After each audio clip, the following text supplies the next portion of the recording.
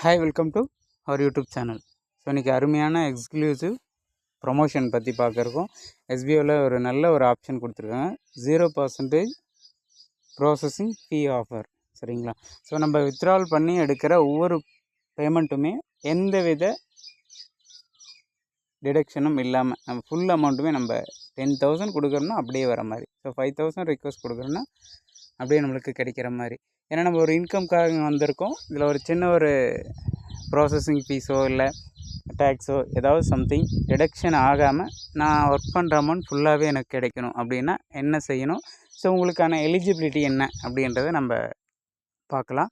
இதில் பார்த்தீங்க அப்படின்னா உங்களோட பெனிஃபிட் என்னென்னா, நீங்கள் என்ன வித்ட்ராவல் கொடுத்தாலும் சரி அது அப்படியே உங்களுக்கு 1 ரூபி கூட டிடக்ஷன் ஆகாது, நம்மளோட பேங்க் அக்கௌண்ட்டுக்கு கிரெடிட் ஆகிடும். சரிங்களா?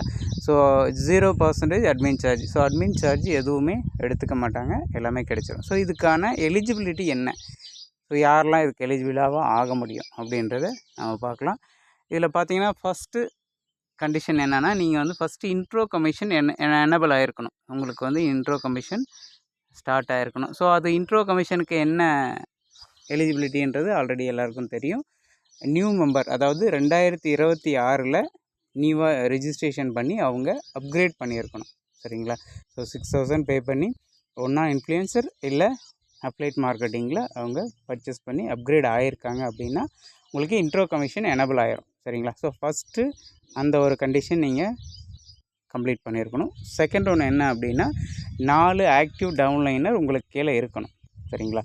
அந்த 4 ஆக்டிவ் டவுன்லைனர்ன்றது இப்போ நம்ம ஆல்ரெடியே இன்ட்ரோ கமிஷனுக்காக ஜாயின் பண்ணி அப்கிரேட் பண்ணியிருக்காங்களே அந்த 2 மெம்பரோட இன்னொரு 2 மெம்பர் மேபி உங்களோட பழைய மெம்பராகவும் இருக்கலாம், ஆக்டிவில் இருக்கணும். அவங்க ப்ரமோஷன் டீமில் இருந்தாலும் சரி இல்லை சேல்ஸ் டீமில் இப்போ ஒர்க் பண்ணிகிட்டு இருந்தாலும் சரி, மொத்தத்தில் அவங்க ஆக்டிவில் இருக்கணும். சரிங்களா? ஸோ உங்களுக்கு கீழே ஒரு 2 பேரோ இல்லை 3 பேரோ 4 பேரோ எத்தனை பேர்னாலும் பழைய மெம்பர் இருக்கலாம். ஸோ அதோட இப்போ எக்ஸ்ட்ரா நியூ மெம்பர்ஸ் வந்து 2 பேர் இருக்கணும். ஸோ அப்போ நீங்கள் இந்த 0%க்கு எலிஜிபிள் ரைட்டுங்களா? இல்லை சார், நான் இப்போ தான் ஜாயின் பண்ணியிருக்கேன், எனக்கு கீழே யாருமே இல்லை, அப்போ நான் என்ன செய்யணும்னா, நீங்கள் 4 மெம்பரை வந்து ரெஜிஸ்ட்ரேஷன் பண்ணி அவங்கள அப்கிரேட் பண்ண வைக்கணும். அப்போ பண்ணிட்டாங்க அப்படின்னா நீங்களும் அதுக்கு எலிஜிபிலிட்டி தான். இல்லை ஒரு ஓல்டு மெம்பர் இருக்காங்க, எனக்கு இன்னும் எத்தனை வேணும் அப்படின்னா இன்னும் 3 மெம்பர் நியூ மெம்பர் இருந்தால் போதும். அப்போ உங்கள் டைரெக்டில் 4 மெம்பர் ஆக்டிவில் இருக்கணும். அதில் பழைய மெம்பர் 2 பேரோ 3 பேரோ இருக்கலாம், நோ ப்ராப்ளம். ஆனால் புது மெம்பர் கம்பல்சரி 2 பேர் இருக்கணும். சரிங்களா? ஸோ இதுதான் கண்டிஷன். இந்த மாதிரி நீங்கள் ஆக்டிவ் மெம்பர் 4 பேர் இருக்காங்க அப்படின்னா நீங்கள் இன்ட்ரோ கமிஷனும் ஆட்டோமேட்டிக்காக உங்களுக்கு வந்துட்டுருக்கும். அது இல்லாமல் 0% டிடக்ஷனில் உங்களுக்கு ஃபுல் பேமெண்ட்டுமே கிரெடிட் ஆகும். ஸோ இது வந்து எப்போ இருந்து அப்படின்னா, நீங்கள் அடுத்து ரிக்வஸ்ட் கொடுக்குற அத்தனை அமௌண்ட்டுமே உங்களுக்கு எந்த டிடக்ஷனும் இல்லாமல் உங்கள் கைக்கு கிடச்சிரும். சரிங்களா? இல்லை சார், நான் ஆல்ரெடி ரிக்வஸ்ட் கொடுத்துருக்கேன், பட் அது எனக்கு டிடக்ஷன் இல்லாமல் வரணும், அதுக்கு என்ன செய்யணும் அப்படின்னா, உங்களுக்கு பெண்டிங்கில் இருக்க அந்த பேமெண்ட் வரல அப்படின்னா நீங்கள் ஆட்டோமேட்டிக்காக என்ன செய்யலாம் அப்படின்னா, எஸ்பிஐ போர்ட்டலில் போய்ட்டு ரிக்வஸ்ட் கொடுத்துக்கலாம்.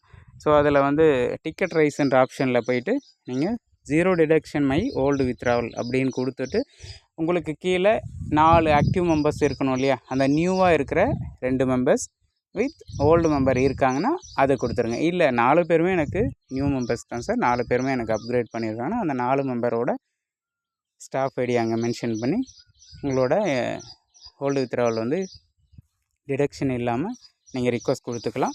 ஸோ அதை வெரிஃபை பண்ணிவிட்டு அதுக்கப்புறம் 24 ஹவர்ஸ்க்கு மேலே நீங்கள் ஆயிடுச்சு, இல்லை அந்த 24 ஹவர்ஸ்க்குள்ளேயே உங்களுக்கு பேமெண்ட் கிரெடிட் ஆகிடுச்சு அப்படின்னா உங்களுக்கு அது டிடக்ஷன் ஆகாது.